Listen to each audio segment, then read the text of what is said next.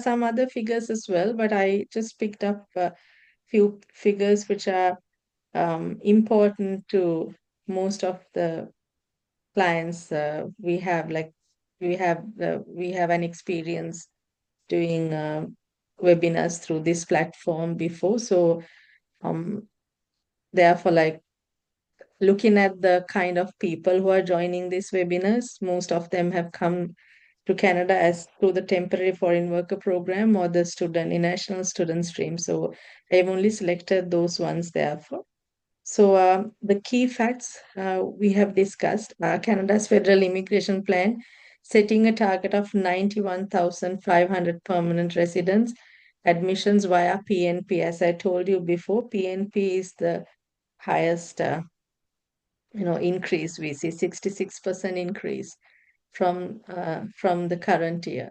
So therefore, the next year, unfortunately, I just before the webinar started, also I searched and just searched in case if they have released it. They have not released the um, province-wise allocation for this one, but every province will definitely show an increase. So provincial pathways, you will have to uh, closely study. I would advise if you're in BC, I think most of the participants are joining from BC today, which is why we have set up this time because it's pretty late in Ontario right now. Um, so if you're in BC, always keep reading the BC PNP updates or start working with a consultant and keep discussing about the changes, and then keep an eye and always look forward to the future trends as well. So by that you will be better prepared to apply under the PNP because this allocation is only for 2026, right? So if you miss that opportunity, we don't know the following year it might change again. And then according to the immigration levels plan we just discussed, the target of overall permanent resident admissions is 380,000, including economic category target of 239,800. So you can see most of the permanent residents will be absorbed through the economic pathways, right? So you don't have to look for any fake marriages. Family class is very low, so you can always try through the. I mean, fake. I just you know it's illegal anyway. So people who are looking for that kind of pathways, so better you can focus on the economic immigration instead, because most of the out of the allocation, the biggest portion is gone for that one. And for BC, on October 2nd, BC PNP issued 474 invitations and its high economic impact category. So therefore, like it's picking up, right? So you can see that it's picking up. We saw that BC PNP was like not even moving forward, but we can see it's picking up now.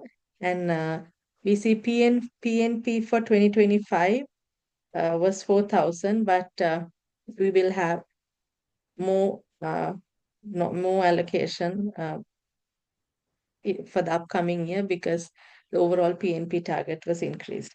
And in Ontario, we also saw that it was not moving, especially because they revamped the system.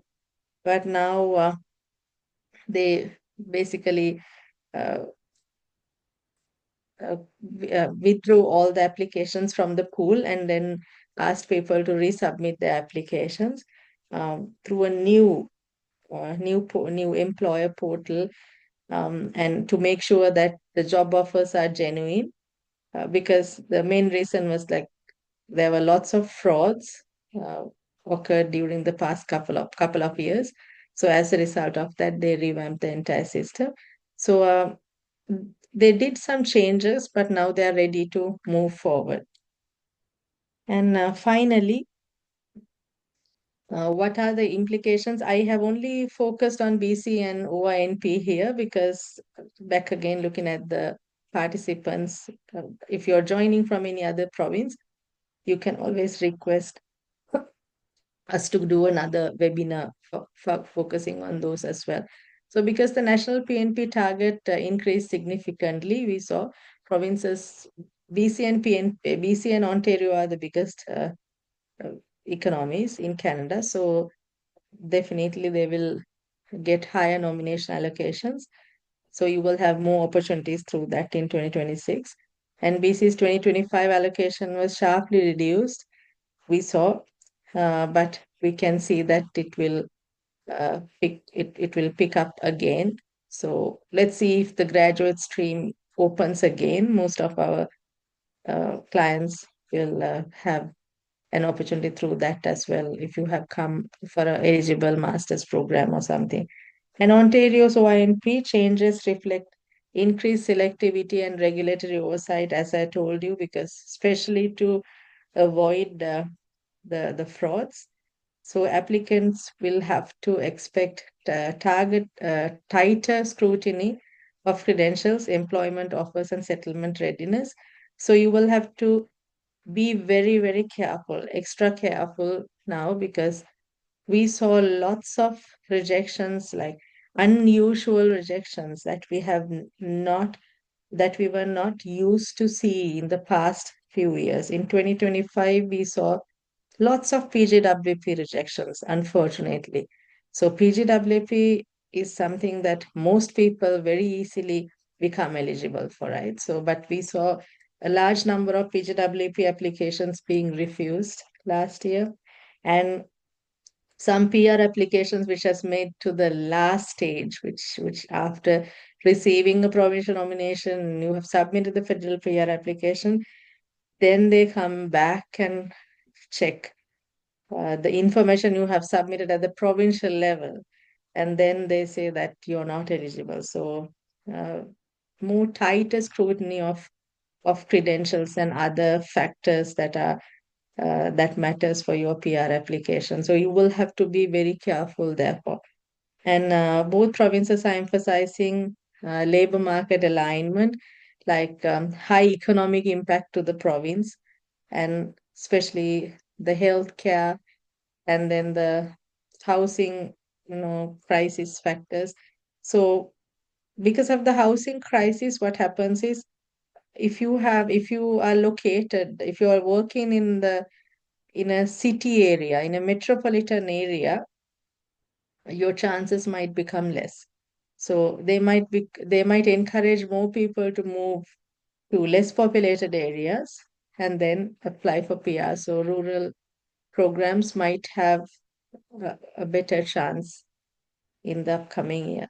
And these are just uh, my comments. Okay, so these are not the facts. And both provinces, they are focusing on the labor market alignment. So uh, we saw the temporary foreign workers. Yes, it is a reduction, but um, it was given uh, some certain leniency, certain level of leniency as well, if you go into details. The reason is because small and medium scale employers are struggling without foreign workers.